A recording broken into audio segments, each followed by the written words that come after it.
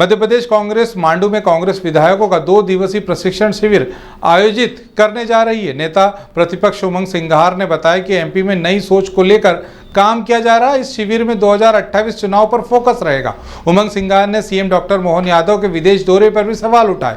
वहीं एमपी में खाद की कमी पर नेता प्रतिपक्ष ने कहा कि जब खाद की कमी की बात आती है तब किसान संघ गायब हो जाता है। मध्य प्रदेश में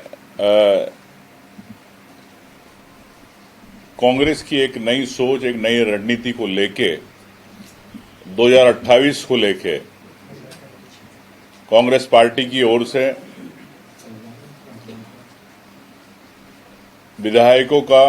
माननीय विधायकों का एक चिंतन शिविर, रणनीतिक शिविर 2028 के मिशन को लेके मांडव में, धार जिले में रखा है 21 और 22 तारीख को।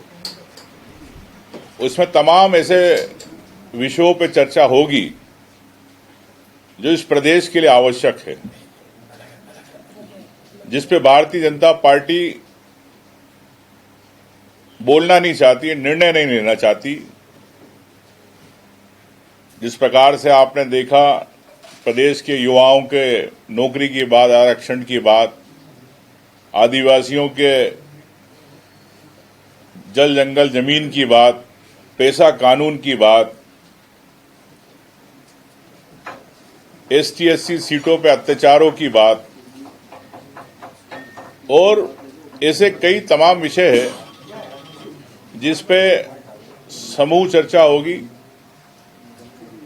और दिल्ली से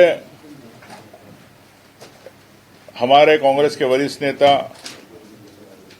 सभी लोग ऑनलाइन रहेंगे, चूंकि 21-22 को लोकसभा है।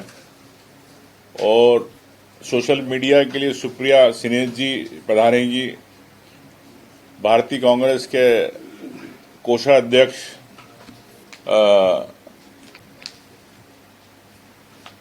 अजय माकन जी पधार रहे हैं। ऐसे कई हस्तियां हैं।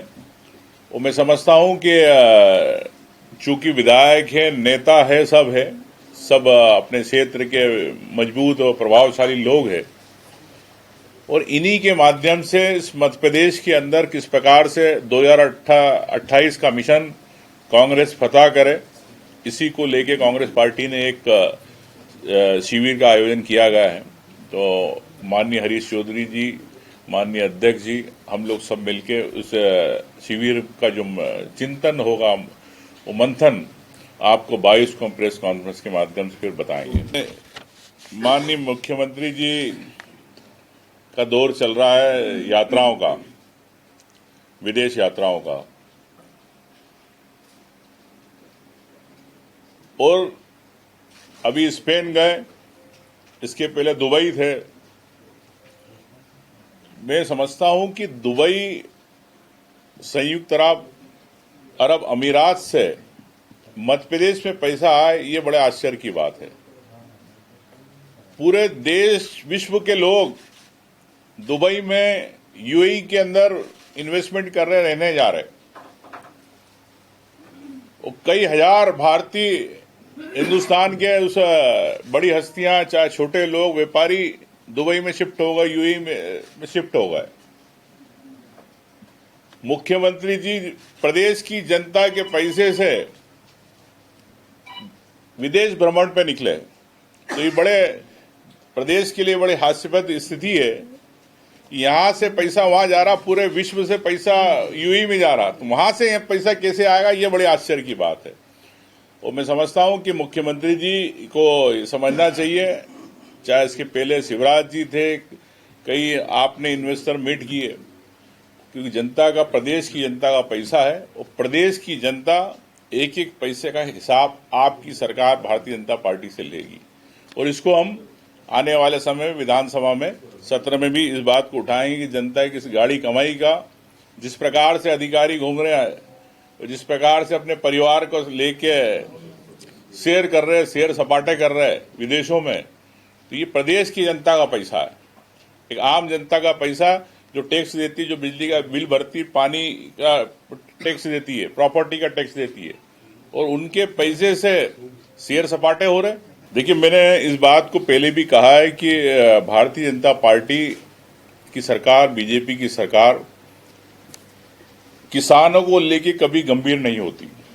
इनका किसान संघ चुनाव में वोट मांगने आता है, झूठे प्रदर्शन सरकार के खिलाफ करता, नूरा कुश्ती करता है, लेकिन किसान संघ जब खाद की बात आती है, किसान की बात आती है, मूंग की फसल के भाव की बात आती है, प्याज सड़कों पर फिक रहा उसकी बात आती है, जब किसान संघ गायब हो जाता, भारतीय जनता पार्टी कार्यकर्ता गायब हो जाते, बीजेपी गायब हो जाती। तो मैं ये कहना चाहता हूं कि आपने कृषि मंत्री को, मुख्यमंत्री जी को स्पष्ट पूरे प्रदेश की जनता को बताना चाहिए कि आपने कितने आयात के लिए यहां पर आपने कॉन्ट्रैक्ट दिए, कितने हजार टन आपने बाहर से बुलवाया, कितना केंद्र सरकार से अलॉटमेंट हुआ, और क्या प्रदेश में कालाबाजारी नहीं हो रही है खाद की। इस पे भी मुख्यमंत्री जी को स्पष्ट करना चाहिए, क्योंकि मैं समझता हूं कि आपके माध्यम से उन किसानों का भला होना चाहिए। और मुख्यमंत्री जी, आप तो किसान नहीं हो, लेकिन किसान का दर्द समझे, यही मैं उनसे निवेदन करना चाहता हूं। खबरों में बने रहने के लिए ग्रामीण भारत टीवी को सब्सक्राइब कीजिए और बेल आइकॉन दबाना ना भूलें।